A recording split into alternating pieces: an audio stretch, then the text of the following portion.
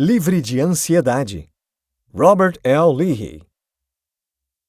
Os transtornos de ansiedade que uma parcela da população carrega têm parte de sua origem no modo de vida de nossos ancestrais, há centenas de milhares de anos, que nos legaram o medo, que os fez sobreviver, como herança. Entender os nossos medos e tratá-los é a proposta do autor e terapeuta cognitivo Robert L. Leahy, que por meio de conhecimentos motivadores de nosso processo evolutivo e informações relevantes acerca dos desajustes mentais, nos predispõe à autoajuda e ao tratamento profissional em Livre de Ansiedade.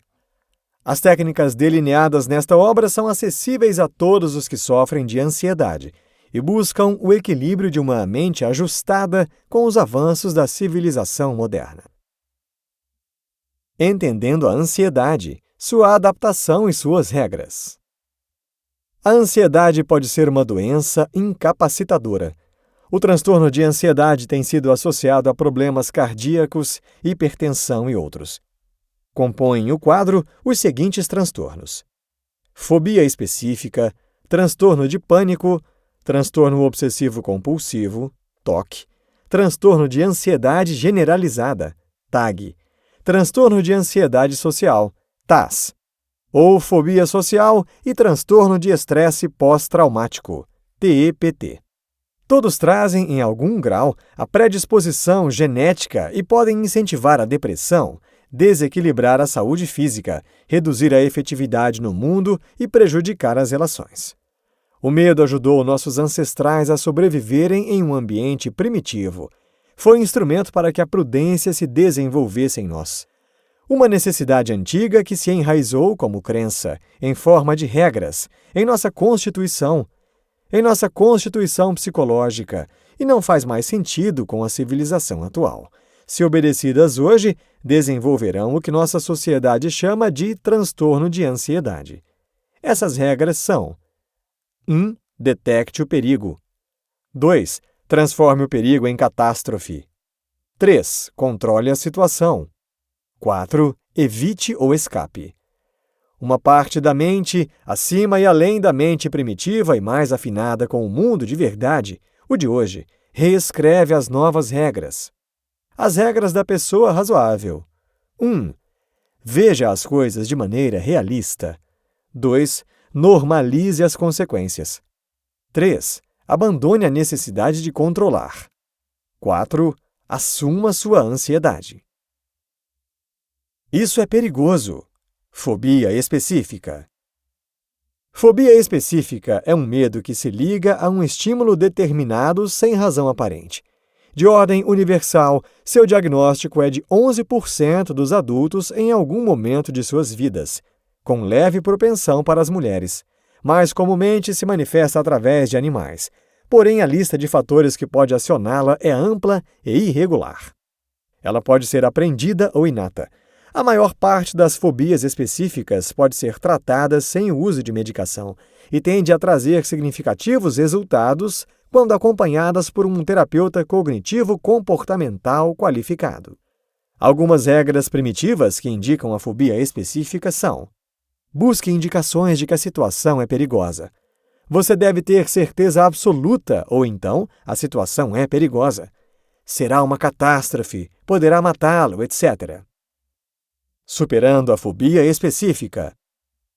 Ouça quais são as principais técnicas de superação como modelo guia para todos os demais transtornos que serão descritos aqui. Identifique seus medos. O avião vai cair, por exemplo. Faça uma avaliação do medo nos seguintes níveis: nada, um pouco, moderadamente, muito e extremamente. Identifique seus comportamentos de segurança e evitação. Para lugares altos, utilize somente as escadas. Por exemplo, para lugares altos, você utiliza somente as escadas, dispensando elevadores. Desenvolva a motivação para a mudança. Pese os custos e os benefícios da superação do seu problema. Por exemplo, investir dinheiro em tratamento, custo. Viajar de avião sem medo, benefício. Pode ser que a motivação para fazer algo venha depois de você começar a fazê-lo. Construa uma hierarquia do medo. Liste as situações relacionadas ao seu medo, da menos à mais assustadora.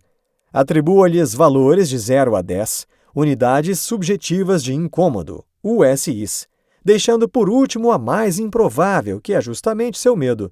Por exemplo, o prédio, caminhar até o elevador, apertar o botão, ver as portas se abrirem, entrar, ver as portas se fecharem, subir ou descer alguns andares, presenciar o elevador parar em andares diferentes e, finalmente, chegar à ideia de que o elevador pararia ou cairia. Avalie a racionalidade do seu medo. Seu medo é racional ou extremo. Isto é, você pode ter medo de voar, mas também pode acreditar que o seu medo seja racional e que voar de avião seja perigoso. Mas qual é a probabilidade de morrer em um avião? Faça uma imagem teste do seu medo. Observe as pessoas entrando e saindo do elevador. Constate que é uma ação segura. As pessoas chegam a salvo. E então, imagine a si mesmo. Depois, exerça a prática de imaginar com base na hierarquia do medo. Anote o seu registro da exposição imaginária. Pratique a exposição na vida real.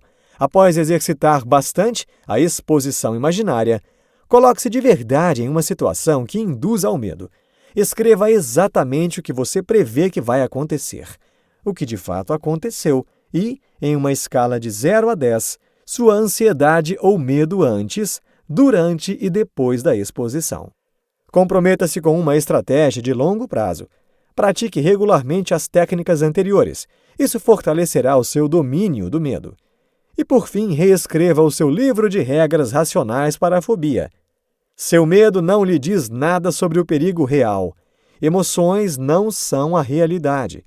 Você provavelmente não tem evidências de que a situação será catastrófica. Você já teve essa crença antes e ainda está vivo. Use todas as informações, não apenas sinais de ameaça. Você pode ser mais forte do que pensa. Estou perdendo o controle. Transtorno de pânico e agorafobia. O transtorno de pânico é a manifestação regular da agorafobia, cujas situações levam de maneira consistente a ataques de pânico. O ataque de pânico é o surgimento de ansiedade acerca do que acontece em seu corpo. Falta de ar, fortes batimentos cardíacos, sufocamento, uma sensação de ruína impeditiva, entre outros. A agorafobia é o medo de lugares ou situações que acionam um ataque de pânico. O esforço vigoroso, estar sozinho, dirigir por sobre pontes ou em túneis, águas profundas, elevadores, etc. As regras do transtorno de pânico e a agorafobia são: detecte o perigo. Você enfoca suas sensações como sinal de perigo. Catastrofize o perigo. Você interpreta as sensações como ameaçadoras à vida. Controle a situação. Você tenta controlar a sua respiração ou usa comportamentos de segurança. Evite ou escape. Você evita situações que o tornem ansioso ou você escapa delas.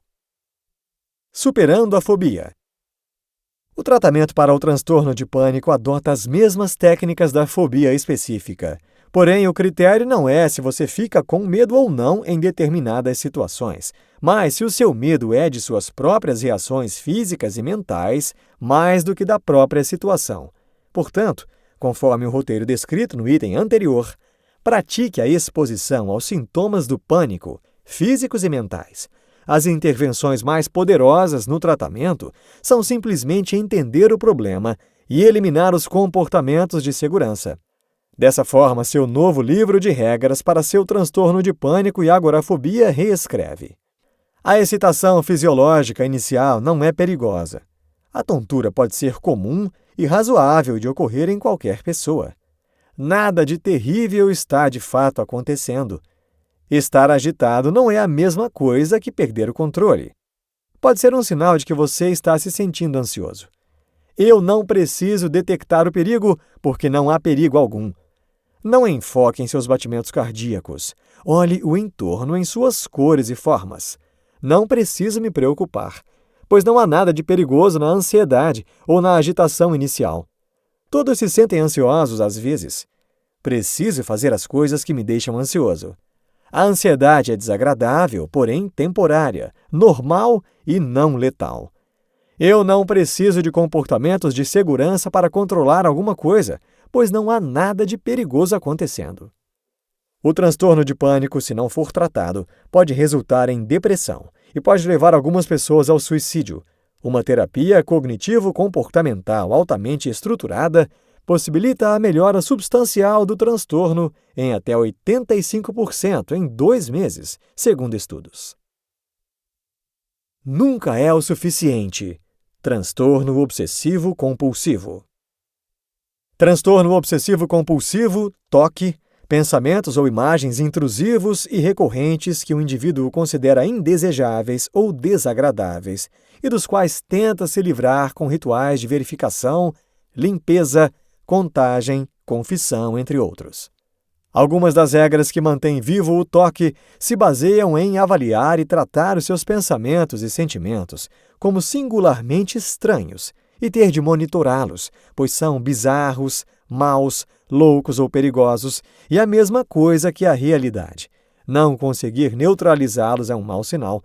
Evitar quaisquer situações que acionem suas obsessões. Superando o TOC. As técnicas já descritas aqui prevalecem com a diferença de que todas as anotações devem ser feitas com base em todos os medos que são construídos em torno de pensamentos indesejados, obsessão, e que lhe tiranizam a algum comportamento estranho, compulsão, comportamento de segurança. Por exemplo, lavar as mãos várias e seguidas vezes. Após realizar repetidas vezes o conjunto de técnicas, você constatará que os pensamentos não podem mudar a realidade, que a mente, ao invés de monitorar tais pensamentos, pode observar o que está à sua volta, o ambiente em que se encontra, e que a relação com sua obsessão pode ser mudada na medida em que você apenas a observa, mas não a obedece. Desta forma, as novas regras para o TOC são reescritas. Sim, mas e se? Transtorno de ansiedade generalizada. Transtorno de ansiedade generalizada, TAG, é a preocupação crônica com muitas coisas ou com tudo, não só com um ou dois problemas específicos. Embora, em geral, comece com a preocupação de algo específico. As mulheres apresentam incidência 2 vezes maior que os homens. Sintomas frequentes: indigestão, fadiga, dores, tensão muscular, etc. Na maior parte dos casos, a preocupação precede a depressão. Algumas das principais regras que deixam as pessoas que sofrem de TAG acordadas à noite e as mantêm preocupadas o dia inteiro são: você precisa ter certeza absoluta. Há perigo em toda a sua volta. Se uma preocupação surgir na sua cabeça, você tem de fazer algo a respeito. Você precisa evitar qualquer desconforto emocional. Você não consegue viver o momento presente. Você precisa evitar fazer coisas que o deixem ansioso, etc. Superando o TAG. Limite sua preocupação a um horário e local específicos e teste suas previsões a respeito das preocupações. 20 minutos a cada dia, que não sejam antes de dormir. Você vai pensar: mas e se eu tiver uma preocupação em um momento diferente do que o horário da preocupação? Escreva-a e a deixe de lado até o horário da preocupação. Você constatará que é capaz de fazer isso e que, quando chegar o horário da preocupação, não estará mais preocupado de fato. Validar as emoções é parte fundamental do processo. Mantenha um diário e escreva nele várias vezes por dia durante um mês. Quando você analisar esses registros mais tarde, começará a perceber determinados padrões e a reconhecer os seus principais sentimentos: ira, confusão, felicidade, e a ver o que os aciona. Mais importante, você terá menos medo de senti-los. Sentimentos não machucam, apenas os comportamentos. Através de imagens criadas em sua mente, tente enlouquecer com as preocupações mais intensas e verifique que elas não chegam aos piores resultados possíveis. Faça o que você está evitando e assim perceberá que é possível ter preocupação com uma tarefa e executá-la mesmo assim. Nas tensões, pratique o relaxamento. A técnica relaxamento muscular progressivo, que corresponde a tensionar e relaxar cada músculo com tensão, mostrou-se bastante eficaz na redução de tensão física e do surgimento dos problemas. Pratique mindfulness, uma prática de sair de nossos pensamentos e ingressar no momento presente, de observar o que está acontecendo no momento sem comentar, julgar ou interpretar.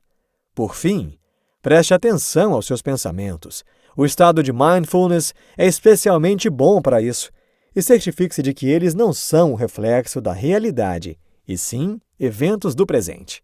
Essas técnicas usadas de maneira combinada, consistentemente, durante um período de tempo, devem ter um impacto sobre o seu transtorno de ansiedade generalizada. São atividades diárias a serem executadas por muitas semanas, a fim de haver progresso. E assim as novas regras de TAS foram reescritas. Estou tão envergonhado. Transtorno de ansiedade social. O transtorno de ansiedade social, TAS, pode ser conceituado como timidez que limita e impede a interação com outras pessoas, ocasionando isolamento. Ele tem como essência o medo de ser avaliado negativamente pelos outros. Situações que geram ansiedade, como falar em público, sair para jantar, se aproximar de pessoas do sexo oposto, usar banheiros ou vestiários públicos, entrevistas de emprego, festas, entre outras. Prevêem resultados vergonhosos, por força de pensamentos negativos de quem sofre de TAS. As regras que garantem que você se sentirá tímido e constrangido antes, durante e depois dos encontros sociais se baseiam em crenças de autocrítica. Sou um fracassado. Preocupação com as interações sociais. Posso parecer um bobo. E comportamentos de segurança. Ingestão de álcool. Superando o TAS. O tratamento para TAS, assim como os demais transtornos, são exercícios que desafiam o pensamento que o sustenta e a reflexão sobre a crença que o embasa, tendo como foco central superar a autocrítica, a mudança de comportamentos específicos e a maneira geral como vê a si mesmo em relação às outras pessoas. Pare de criar hipóteses sobre o que os outros pensam. Não seja um leitor de mentes. Busque uma opinião positiva. Você atrai respostas positivas por meio de comportamentos positivos. Preste atenção ao que está sendo dito. Não perca o foco do diálogo planejando o que vai dizer a seguir. Dê a si mesmo a permissão de ficar ansioso. O sentimento de ter de se livrar da ansiedade é um fardo maior do que a própria ansiedade. Desista de rever os seus erros após um encontro social. Examinar todos os seus erros apenas alimenta sua ansiedade. Seja realista acerca de sua autoimagem.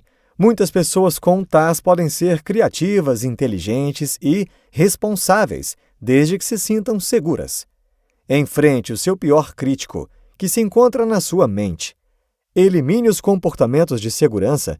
Ironicamente, eles podem causar estranheza. Pratique seus medos, exagere sua ansiedade e dê crédito a si mesmo. Mais de 75% das pessoas com TAS podem ser ajudadas de maneira significativa pelo tratamento adequado, frequentemente em 20 sessões, com a maioria dos pacientes mantendo a melhora em período bastante posterior. Está acontecendo de novo. Transtorno de estresse pós-traumático. O transtorno de estresse pós-traumático TEPT, um transtorno de ansiedade provocado pela exposição a uma experiência que ameaça a vida ou em que há ameaça de danos ou ferimentos, com emoções e sintomas que duram por longo prazo depois de ocorrido. Medo intenso, horror, repugnância, choque e desamparo, irritabilidade, hipervigilância, impaciência e depressão, respectivamente. Seu impacto pode acarretar o uso de álcool e o abuso de drogas, além de problemas de saúde, incluindo o câncer e uma impressão de que jamais pode deixar o passado para trás. As principais regras que te fazem pensar que o trauma jamais passará, assim se resumem. Já que alguma coisa terrível aconteceu, coisas terríveis acontecerão de novo. Imagens e sensações são sinais de perigo.